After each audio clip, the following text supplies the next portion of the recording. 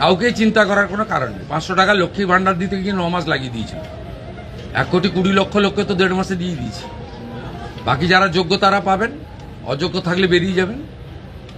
Verification 30-8 অবধি চলবে। প্রত্যেকটা বিধানসভায় গড়ে 35 থেকে 40,000 মহিলারা পেয়েছেন। তারা আমাদের ধন্যবাদ দিচ্ছেন। মোদিজির নামে জয়ধ্বনি হচ্ছে। বাকি যদি প্রয়োজন হয় আরও 2,000, 5,000, 7,000 প্রকৃত প্রাপক থেকে থাকেন পাবেন, নিয়মের মধ্যে পাবেন। নিয়মের মধ্যে পাবেন। সরকারি অর্থনৈতিক স্কিমের প্রত্যেকটা জিনিসের নিয়ম থাকে। আপনার যদি জল জমি না থাকলে আপনি পিএম কিষাণ পাবেন না। তা আপনি যদি বলেন আমাকে পিএম কিষাণ দিতে হবে, প্রত্যেকটা জিনিসের নিয়ম থাকে। বিশ্বকর্মা যোজনা পেতে গেলে হাতের কাজ জানতে হয়। প্রত্যেকটা স্কিমের একটা নিয়ম রয়েছে। আয়ুষ্মান ভারত 70 বছর পেরিয়ে গেলে সবাই পাবেন। বাকিরা যারা এলিজেবল পাবেন, প্রায় 70% লোক কভার হয়ে যাচ্ছে। বাকি যে 30% কভার হচ্ছে না তাদের জন্য মুখ্যমন্ত্রী স্বাস্থ্য বীমা চালু হবে, একই সঙ্গে চালু হবে। 16ই আগস্ট সরকারের 100 দিন পূরণ হবে। 16ই আগস্ট ভয়ঙ্কর দিন কলকাতার ক্ষেত্রে। সুরাবর্দির নেতৃত্বে দ্য গ্রেট ক্যালকাটা কিলিং হয়েছিল। আর সেই দিনটা তৃণমূল কংগ্রেস আগের সরকার খেলা হবে দিবস পালন করত। আমাদের সরকার সিদ্ধান্ত নিয়েছে ওই দিন আয়ুষ্মান দিবস হিসেবে পালন করা হবে। ওই দিনই জানতে পারবে। অতএব আপনাদের চিন্তা করার কোনো কারণ নেই। এত তাড়াহুড়া করছেন, মাত্র 62 দিন বয়স হয়েছে। মসজিদের ক্ষেত্রে সিদ্দিকুল্লাহ চৌধুরী তিনি বলছেন যে কোনোভাবেই রাস্তায় নামবেন না, কোনো উনি কে? উনি এর আগে ওয়াকফের সময় জাতীয় নিরাপত্তা, বিমানবন্দরের নিরাপত্তা অগ্রাধিকার পাবে।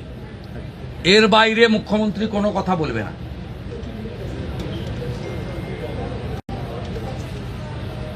উনি খুব নরম নরম কথা বলেছেন। এইটাই সরকার। অন্য সরকার হলে ধমকাতো, যেমন রেজিনগরের লোকটা ধমকাতো, এখন আর ধমকায় না। এই যে আগের সরকার থাকতো ধমকাতো যে আমাদের ভোটে সরকার করেছি। এখন নরম নরম কথা বলছেন। জাতীয় সুরক্ষা এবং বিমানবন্দরের নিরাপত্তা আগে দেখতে হবে। এই বিমানবন্দরের লোকেশন খুব গুরুত্বপূর্ণ নিরাপত্তার ক্ষেত্রে। চীন, বাংলাদেশ সব কাছে।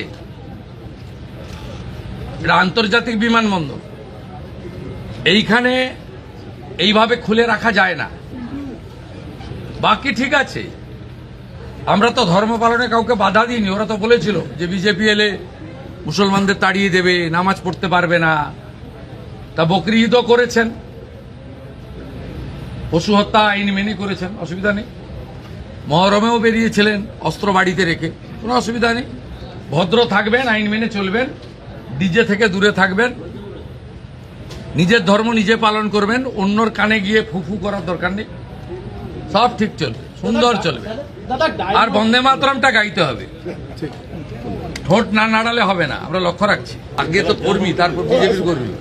পার্টি দায়িত্ব দিয়েছিল দুটো সাংগঠনিক জেলায় পার্টির কর্মীদের সঙ্গে, নেতৃত্বের সঙ্গে মিট করতে এবং নবগঠিত কোর কমিটির সঙ্গে মিটিং করতে। যেহেতু লোকসভা বিধানসভা ভোটের পরে আমার নন্দীগ্রাম ছাড়া সার্বিকভাবে কর্মীদের সঙ্গে মিট হয়নি, তাই এখানে 1000 জন নির্বাচিত প্রতিনিধি, মণ্ডল সভাপতি, মোর্চার নেতৃত্বের সঙ্গে একটা মিটিং হলো 2 ঘন্টা। তারপরে আমরা ঘণ্টাখানিক বসেছিলাম আমাদের নবগঠিত রাজ্য সভাপতি অনুমোদিত কোর কমিটির সঙ্গে একটা কয়েকটা বিন্দু নিয়ে মিটিং করার জন্য। তাতে আমি কিছু বিষয় বলেছি, আর আমাদের প্রদেশ থেকে যিনি এসেছেন সাধারণ সম্পাদক সাংসদ জ্যোতির্ময় সিং মাহাতো দলীয় কিছু নির্দেশিকা সবাইকে নোট করিয়েছেন। বাকি মলয় সিনহা মহোদয় ধন্যবাদ দিয়েছেন। এমএলএরা ছিলেন, এমপি ছিলেন, জেলা জিএসরা ছিলেন, প্রাক্তন সভাপতি এবং বরিষ্ঠ নেতারা ছিলেন। আগে তো প্রার্থী নন্দীগ্রামে ওরা এটা বলছেন কেন? ওরা কি আমি বলিনি তো, কোথায় কোথায় দেন? না না বলিনি, আপনি মিসকোট করেছেন। না, আমি বলেছি স্থানীয় স্তরের নির্বাচনে কালীঘাট তৃণমূল বলুন আর ঋত তৃণমূল বলুন, দুপক্ষরই বেহাল অবস্থা, লোক পাবেন। আমি নন্দীগ্রাম নিয়ে কিছু বলিনি। নন্দীগ্রাম নিয়ে কি আপনাদের কিছু দ্বিধাদ্বন্দ্ব আছে নাকি? দাদা অন্নপূর্ণা যোজনাকে নিয়ে গেল আমি ৯,৭০০ ভোটে জিতেছিলাম, তো আমার কগুণ বেড়েছে 1996 থেকে 1956 থেকে 5 গুণ। তো এটার সঙ্গে ৯,৭০০ গুণিত 5 যুক্ত করি, তাহলে যেটা হয় সেটা হবে। হলদিয়া পুরো ভোট নিয়ে বলবেন, পুরো ভোট 2 মাসের মধ্যে। আরে এখানে এগুলো নিয়ে কেন চর্চা করছেন আপনারা? এই জেলাতে এগুলো নিয়ে কেউ চর্চা করে নাকি? 2019-এ 37%, 21-এ 44%, 24-এ পার্টি ক্ষমতায় ছিল না 49, এবারে 56% ভোট পেয়েছে। তৃণমূল দাঁড়িয়েছিল দুটো পিলারের উপরে, একটা পুলিশ আর একটা আইপ্যাক। পুলিশ তো নেই, সরকারে না থাকলে পুলিশ থাকে না, আর আইপ্যাক তো ভোটের আগে পাতনি গুছিয়ে পালিয়ে গেছে। 2-4টা নিচের তলায় চ্যাং ব্যাং ছিল, সেগুলো দেখতে পাওয়া যাচ্ছে না। এরপরে কি দ্বিধাদ্বন্দ্ব আছেন কি? 70% ভোট বিজেপি পাবে।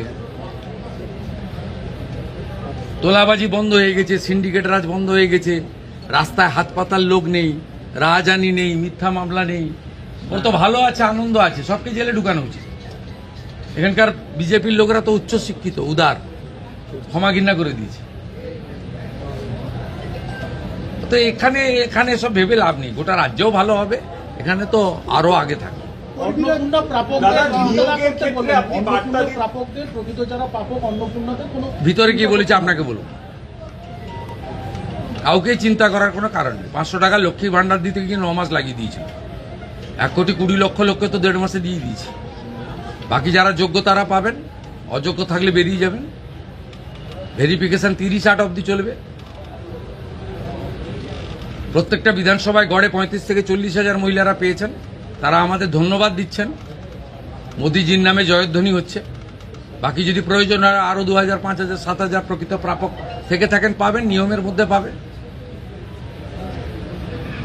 নিয়মের মধ্যে পাবেন। সরকারি অর্থনৈতিক স্কিমের প্রত্যেকটা জিনিসের নিয়ম থাকে। আপনার যদি জল জমি না থাকলে আপনি পিএম কিষাণ পাবেন না। তা আপনি যদি বলেন আমাকে পিএম কিষাণ দিতে হবে, প্রত্যেকটা জিনিসের নিয়ম থাকে। বিশ্বকর্মা যোজনা পেতে গেলে হাতের কাজ জানতে হয়। প্রত্যেকটা স্কিমের একটা নিয়ম রয়েছে। আয়ুষ্মান ভারত 70 বছর পেরিয়ে গেলে সবাই পাবেন। বাকিরা যারা এলিজেবল পাবেন, প্রায় 70% লোক কভার হয়ে যাচ্ছে। বাকি যে 30% কভার হচ্ছে না, তাদের জন্য মুখ্যমন্ত্রী স্বাস্থ্য বীমা চালু হবে, একই সঙ্গে চালু হবে। 16ই আগস্ট সরকারের 100 দিন পূরণ হবে। 16ই আগস্ট ভয়ঙ্কর দিন কলকাতার ক্ষেত্রে।